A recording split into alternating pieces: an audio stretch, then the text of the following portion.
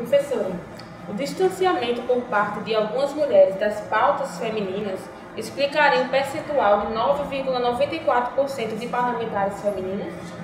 Eu acho que explica-se esse distanciamento, porque é isso que precisa entender. A história, ela não é linear. Então vamos pensar. Ocorreu o movimento feminista a partir dos anos 60 e isso é algo crescente. Não é.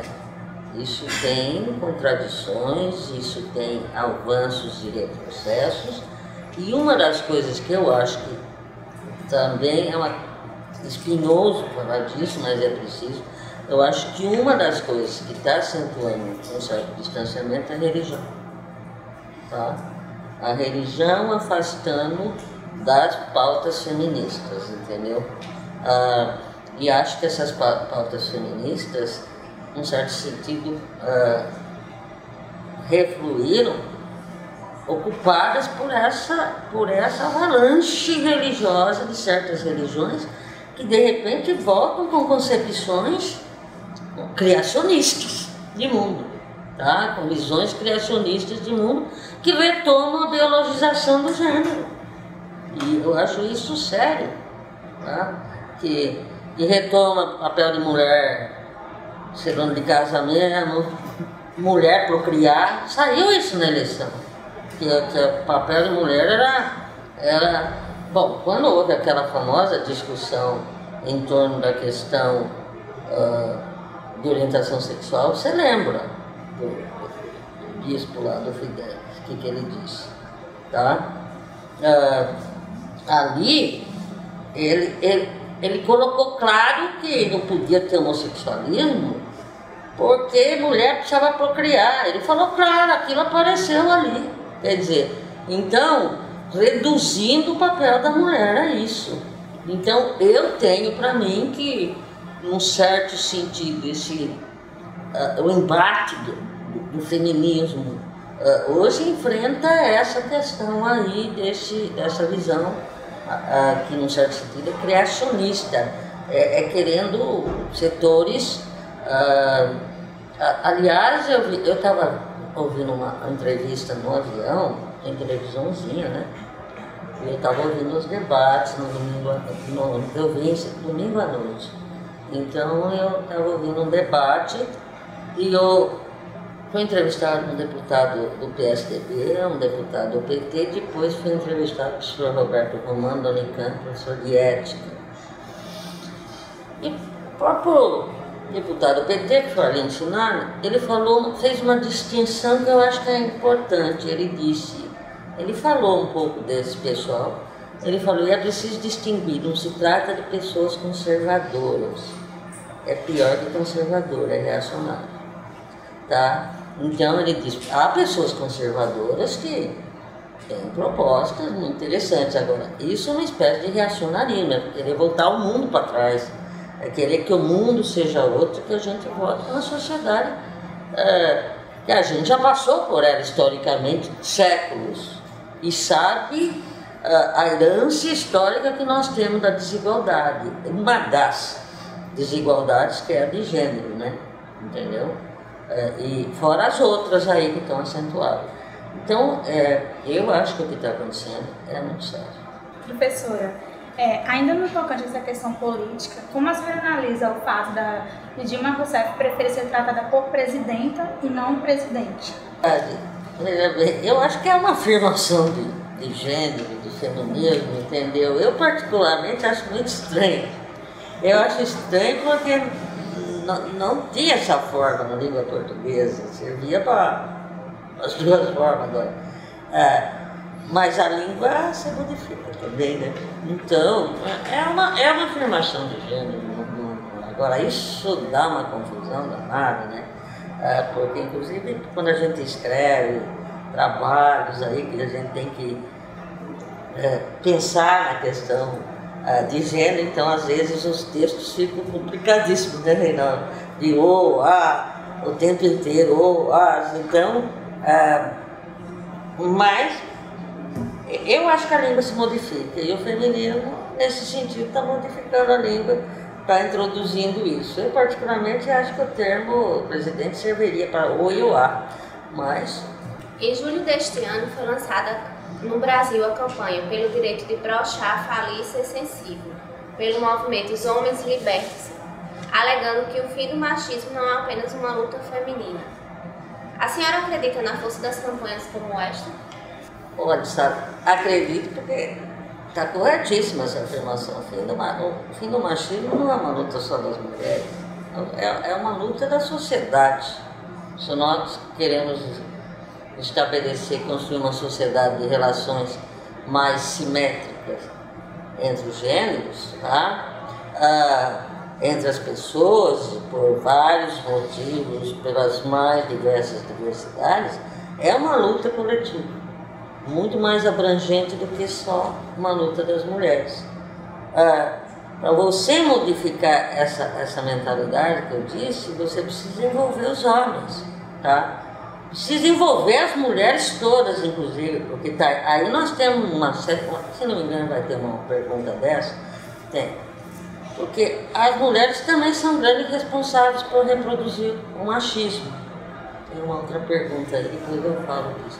Então, é uma luta generalizada. Acredito que essa campanha vai pegar se ela usar os instrumentos, e tem vários instrumentos para pegar, colocar aí na campanha na internet e tudo, campanha por mídia, precisaria atingir a grande mídia, mas a internet é um grande instrumento, você pegar as redes sociais é um grande instrumento, mas também tem que desconstruir o que acontece nas redes sociais, porque eu costumeiramente vejo sobre os mais diversos assuntos e a gente percebe aí, aliás, dá vários trabalhos, vocês que são de jornalismo e cidadania, dá para fazer trabalhos interessantíssimos. Eu mesmo me coloquei nisso para o pessoal de direitos humanos, que eu estou a fim de orientar pessoas que estejam interessadas em analisar as redes sociais. Estou querendo trabalhar com esse material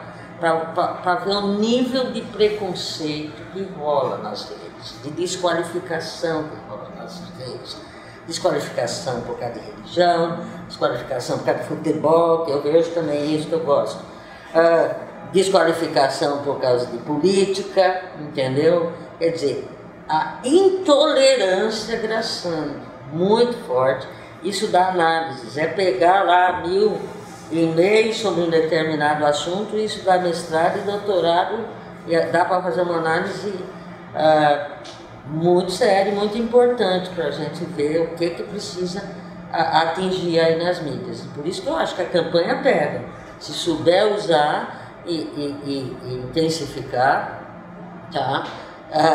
E se um segmento dos homens se alia com as mulheres por essa luta contra atitudes machistas, eu acho que tem um grande aliado, né? Porque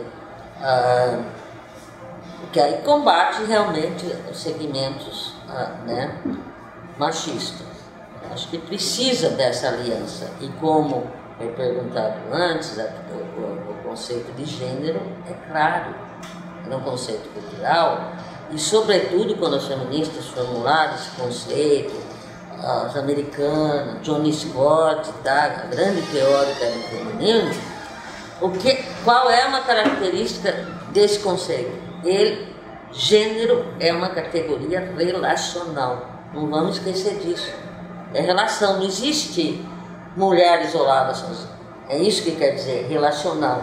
Ela existe em função das relações com os homens, entendeu? Se eu pegar, discutir orientação sexual aqui, qualquer das orientações sexuais, tudo isso, cada uma delas é relacional, nós vivemos no coletivo, vivemos na sociedade. Então, daí que a luta feminista não pode ser nunca isolada, tá? Primeiro que ela esse machismo, esse patriarcalismo, esse ranço patriarcalista e se acentuando aí, de uma certa maneira, ele é uma construção social abrangente. Ele foi um pilar de estruturação de séculos da história da humanidade, entendeu? Então, como é que você vai desmontar isso se não conseguir atingir a sociedade abrangente?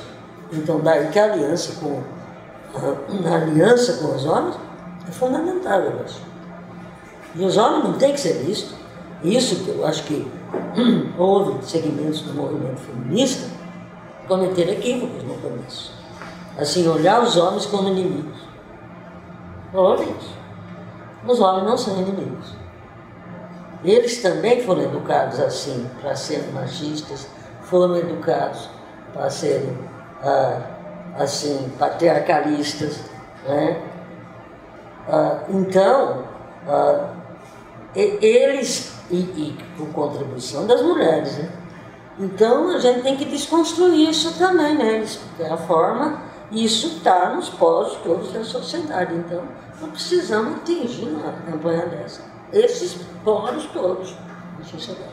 O termo metrosexual é utilizado por algumas pessoas de forma pejorativa, intimidando homens que são apenas vaidosos. O receio de um hétero de ser confundido com um homossexual pode ser considerado uma forma de homofobia? Elton, eu acho que pode ser considerado. Isso é uma constante, hein? Eu acho que tem assim, constantemente a gente tem depoimentos assim, dos homens, assim, o temor de certas figuras de serem confundidas, sabe?